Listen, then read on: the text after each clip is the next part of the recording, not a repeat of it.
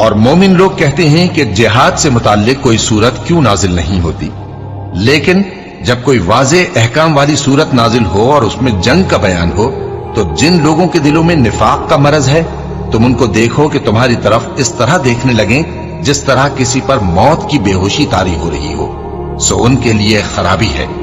خوب کام تو فرما برداری اور پسندیدہ بات کہنا ہے۔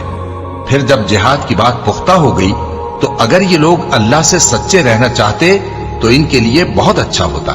سو اے منافقو، عجب نہیں کہ اگر تم حاکم ہو جاؤ تو ملک میں خرابی کرنے لگو اور اپنے رشتوں کو توڑ ڈالو۔ یہی لوگ ہیں جن پر اللہ نے لعنت کی ہے اور ان کے کانوں کو بہرا اور ان کی آنکھوں کو اندھا کر دیا ہے۔ بھلا یہ لوگ قرآن میں غور نہیں کرتے یا ان کے دلوں پر قفل پڑے؟ جو لوگ راہ ہدایت ظاہر ہونے کے بعد پیٹ پھیر گئے، شیطان نے یہ کام ان کو اچھا کر کے دکھایا اور انہیں لمبی عمر کا وعدہ دیا۔